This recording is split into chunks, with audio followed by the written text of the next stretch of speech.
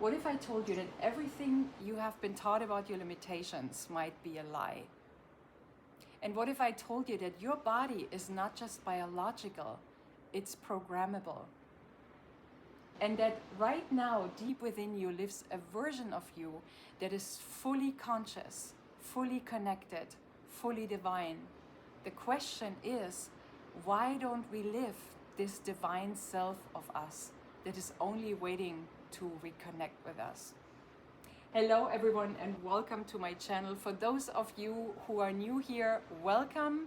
And for those of you who have been following me for a while, you know that my videos, my messages, my channelings are all about remembering who we truly are and then connecting to that divine self so that we can live fully and entirely and consciously here on planet Earth. So in today's video, I'm going to share with you what divinity really means, what happens that we have forgotten that we are divine, and how can we reconnect, how can we tune in back to that divinity, reconnect with it fully, and then live from this expanded place, that limitless space within you where all the answers lie. So let me start with what divinity really means. Based on the most modern science that is available to all of us today, divinity means the capacity to transcend your perceived limitations. Transcend means to make bigger, to crash through, to become conscious, to, move forward, become bigger, become more aware about a certain thing. That's what transcension really means. And this is why many people talk about transcension when somebody makes their way home or when somebody dies, as the world still calls it, because everything that happens is that we become again our real self, that self that we have been never ever disconnected from. So to transcend means to crash through, to make bigger. Perceived limitations. Why perceived limitations? Well, here's the truth. When we come to Earth, look at a baby, look at the purity of a baby, look at the pure joy and the curiosity and the will to grow and the happiness, just the unconditional happiness to be alive. And then this baby grows up in a particular environment. And I have seen it over and over again because I had the chance, and I'm so grateful, I had the chance to live in 6 different countries on 3 different continents. And as I did, I also traveled around the world. So when I lived in Asia, for example, I didn't only stay in Hong Kong, I traveled throughout Asia. The same with the US, the same with Europe. So I have seen it happening many times, how the environment, how parents, how school can deviate us from the path of conscious remembering. Why? Well, imagine that baby. It is coming to Earth pure, and let's say it is growing up in an environment of fear. Parents are still fearful. Parents are still living those perceived limitations, and they might even be living them as their truths. And when I talk about perceived limitations, I talk about the society, for example, what we are being taught by teachers, by peers, by other people, the larger environment around us, religion, the school system. Everyone today knows that the school system is outdated because the newest science is not being taught. Instead, in school, people are still being taught sciences that are dating 150 years back, like Darwin's theory, for example. So science has been outdated by now, but the society has not integrated those changes yet. And there might even be a reason for that.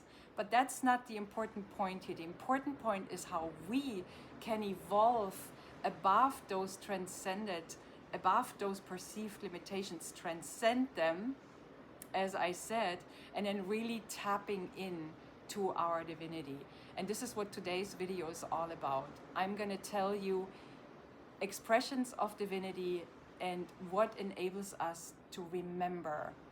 What are the traits that every single one of us has that enable us to reconnect with that divinity within us? So back to our little baby that is growing up now as a toddler.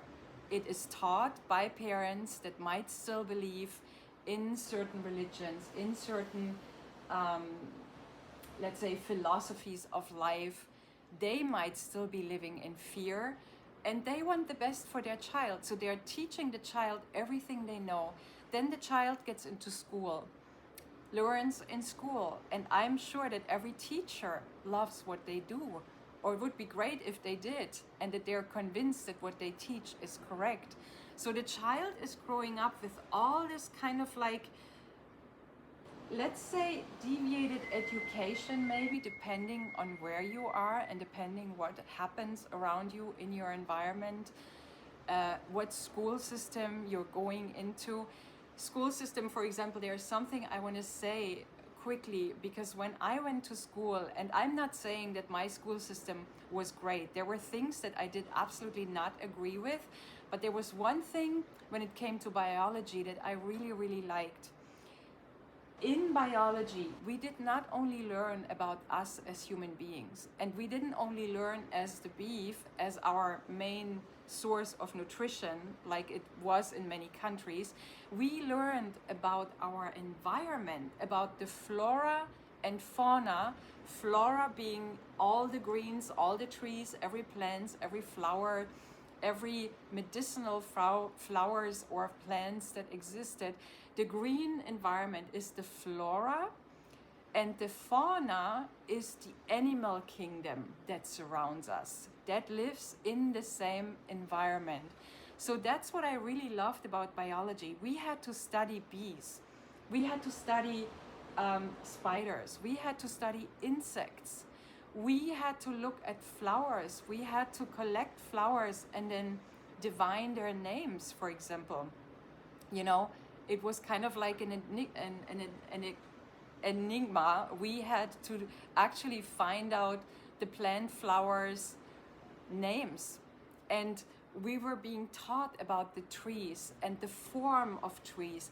What form would a tree have so that it would be, for example, an oak tree, or it would be this tree, or it would be this tree, and how in the leaf of a tree you can see the shape of the tree itself. I loved this class. I have to tell you guys, I really loved this class where I learned about the trees in our environment. And I was lucky enough that I could grow up in an environment where trees were not deformed or crippled down, where people had the consciousness that every tree is like us, a fully majestic, grown being, and does not need human interference. It does not need humans that force their limitations upon the tree and then they decide how the tree needs to look like. No, the tree was perfect and intact and whole in itself.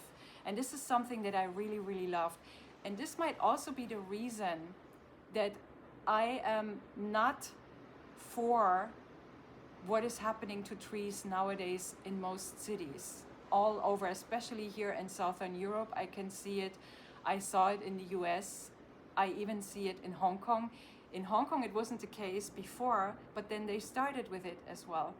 So they started forcing their own limitations upon the tree, meaning they were starting to cripple the tree down, cutting branches down, whereas the tree knows how to grow in order to be stable, balanced, and healthy.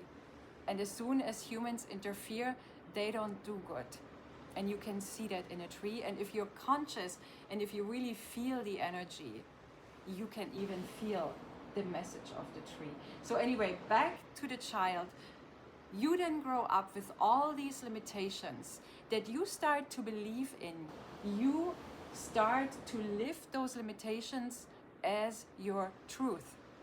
And then as school as peers, we even start to defend those perceived limitations. I remember that, sometimes when I was watching classmates, one was trying to convince the other what their parents said was right, and then the other one was trying to convince the other what their parents said was right.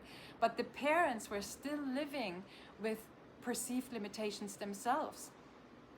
They were not fully awakened yet, and so they did the best they could.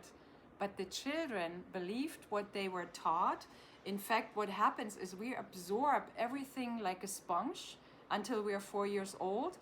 And at the age of 5-6 years, that's when we start to make our own judgments based on what we are seeing around us, based on how we are treated.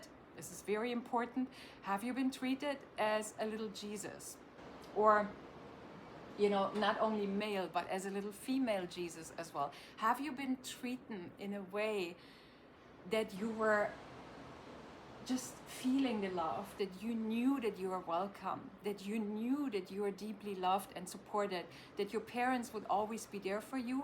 Or have you been growing up in a way that you were disturbing, that you had to be quiet, that you had to be as small as possible in order to feel safe? Well, let me tell you something. This is how most people, unfortunately, grow up. So here are 7 epigenetic triggers that can help us to tune back into our divinity. Everyone, listen carefully. The first one is thought. What thoughts are you thinking? Remember that every thought can either reinforce your limitations, or if that thought is coming from your divine self, it can expand you, helping you to remember. And I'm gonna create a series of shorts for those of you not having the time to watch this longer video, so that you can follow along. I'm gonna create a short about every trigger that I am talking about, that I'm sharing here in this video. Just that this video, for those of you who have time, is more comprehensive. The second one is feeling. You see, your feelings are not just random. Your feelings are feedback. Your feelings are feedback from your body telling you, are you listening? Are you listening to your inner self, to your God self, or are you listening to your perceived limitations? Whenever you have an icky and a restricted feeling, you know that that feeling is based on a limitation. Whenever you have an expansive and euphoric and enthusiastic feeling, that's when you know it is connected to your divinity. The next one is emotion. I talk about emotions all the time because emotions are energy in motion. They flow. If you move, if you allow your emotions to move through you, if you process them, that's when you create flow. That's when you create this actually expansive flow. If you suppress your emotions, that's when you suppress your divinity and you reinforce perceived limitations. Because most of us, this is one of the perceived limitations that we learn, we are being taught that negative feelings are not allowed to feel. If you feel angry, if you feel rageous, if you feel whatever, frustrated, you're not allowed to feel it. How many of us were really allowed to express our anger or our sadness when we were crying? I remember my parents were always like, shh, shh, shh. I always had to be quiet. Couldn't say anything. Even when I was happy and I wanted to sing, wasn't allowed. So for me, one of my biggest transcensions was to refine my voice and express it. And that's what I'm doing now. The next one is breath. Breath, my dear ones, is it is such an important trigger to connect us with our divinity. When I lived in Asia, I remember one Buddhist monk once told me that the first thing that young monks going to this temple, what they were taught about, the first thing was breath and breathing. And now look into the Western world. Have you been taught correct breathing in school? No? Well, neither have I.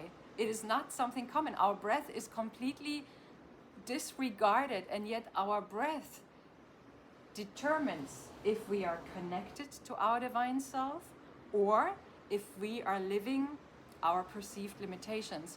If your breath is fast and shallow and you breathe in more than you breathe out, then it is very, very out of alignment. If your breathing is deep and slow, and you inhale and then you exhale even longer than your inhale, and then you have a little pause before your next inhale, if this is how your breath is, that's when you're able to connect to your intuition. And intuition is divinity, the divinity that is within all of us. The next one is focus. What we focus on expands. So you can either focus on your perceived limitations, or you can focus on what really feels true. You can focus on what feels euphoric. You can focus on what feels creative, expressive, and then enhance it. The next one is nutrition.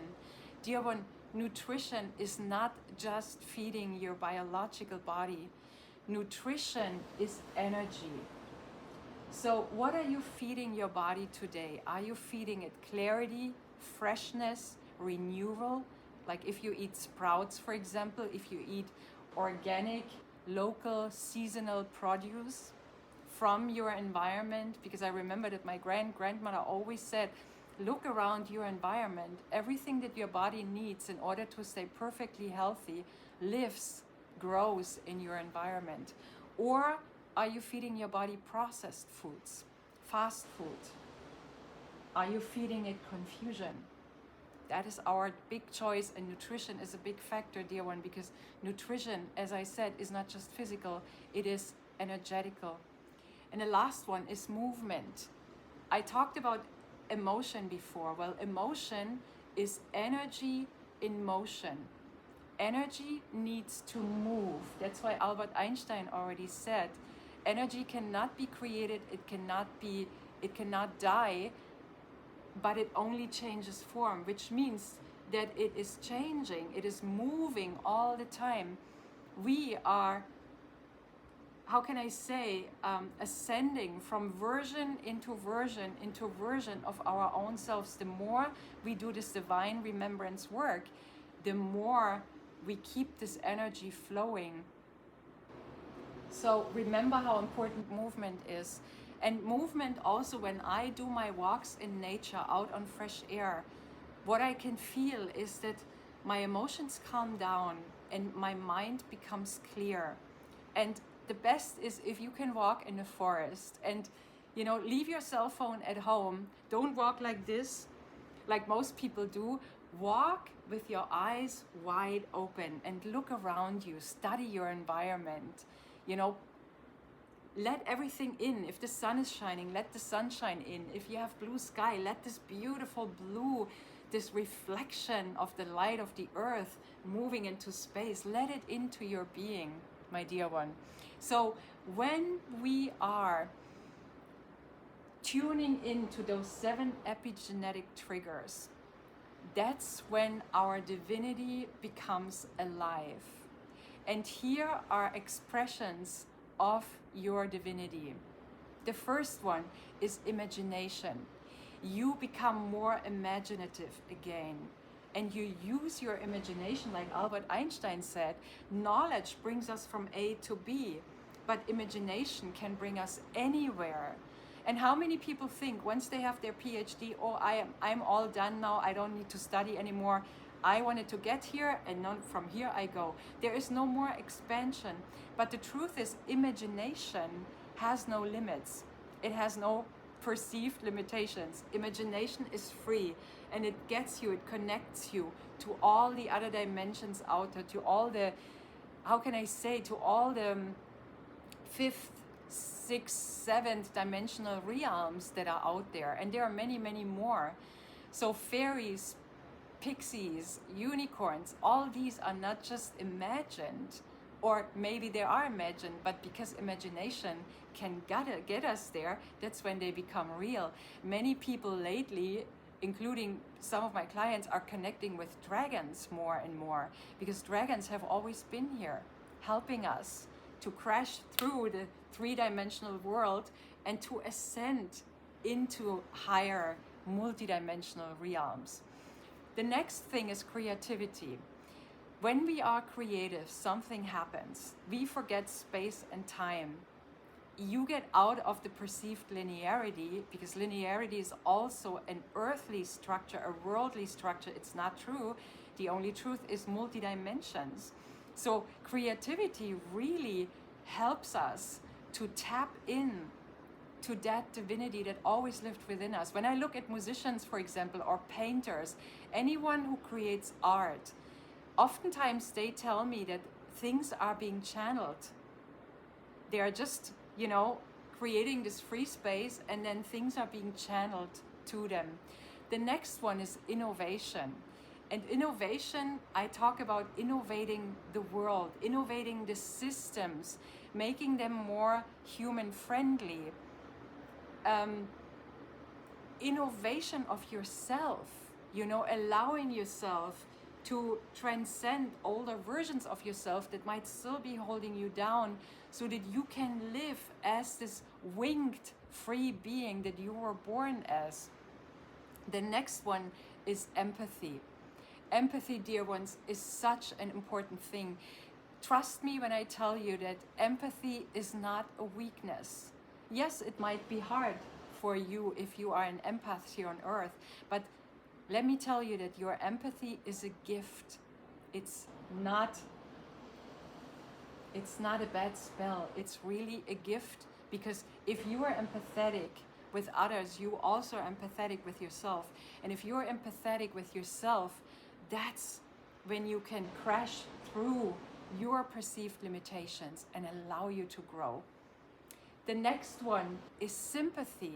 Sympathy for one another, not only human beings, but sympathy for a tree, for animals, accepting and acknowledging animals as feeling beings, accepting nature around us, trees, plants, flowers as feeling beings, because that's who they are.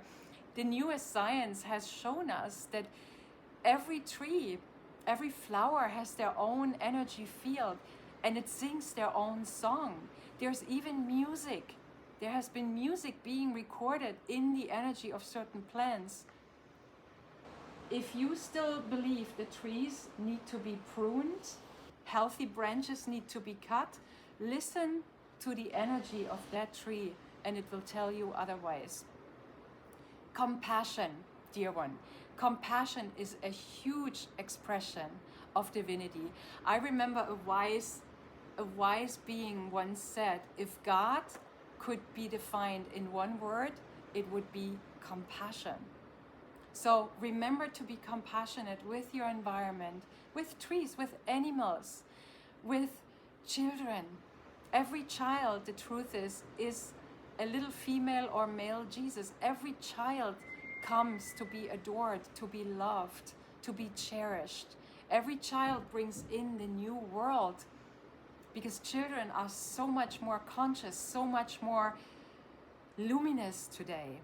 So remember to be compassionate with yourself, with others, with the world, and with the environment around you. The next one is love. Of course, love could never be forgotten. And when I talk about love, I don't talk about the love between two people. I talk about love as a philosophy of life. When you make love your philosophy of life, you wake up in the morning, you go out, you are love, and you decide you're only going to see love, you will, I promise you, it happens to me all the time, you will see miracles. Healing, dear ones.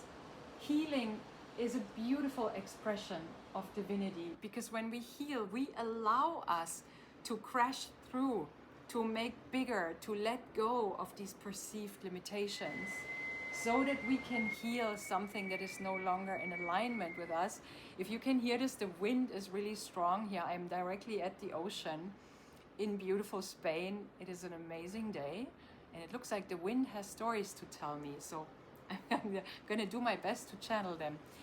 Yeah, so as I said, healing, dear ones, makes you bigger. Healing makes you tap into your divinity even more, because every time you let go of an old version of yourself and you invite the new one in, you expand.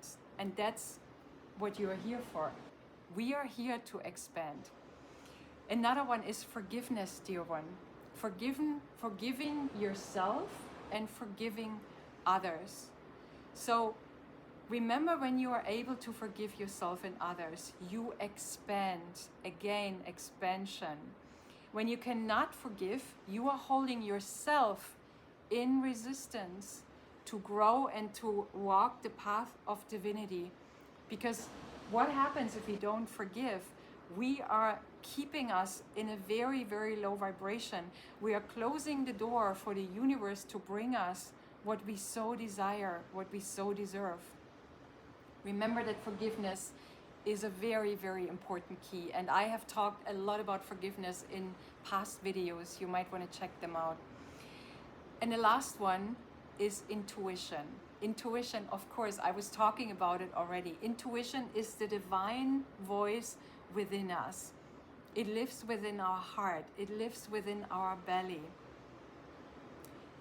You know, it is interesting because many of those triggers or expressions are linked to what? Exactly, the human heart. Because the human heart is not just an organ, it is the center of divinity. It is the center of coherence, consciousness, and divinity within yourself. So my video, I hope it helped you to reconnect with that beautiful center of consciousness within you, your human heart, because this is where your answers lie, and this is where your expansion awaits. For everyone needing help in your own expansion, if you still feel troubled by perceived limitations, you cannot crush through them, or you are somehow unable to move forward in your life, I can include 2 more clients right now into my schedule. Just leave me a message underneath this video and we will be in touch. It would be my honor to be on your side on this beautiful journey. And as I said again, for those of you not having the time to watch this longer video, make sure you watch my shorts. I'm going to talk about this a little bit in every short to help you along the way to tap in to that divinity that lives within you. Because let me tell you something, if we all are living from our divinity, that's when we will have peace on earth. Have an amazing, beautiful day. Thank you for watching, and I'll see you in the next video. Bye.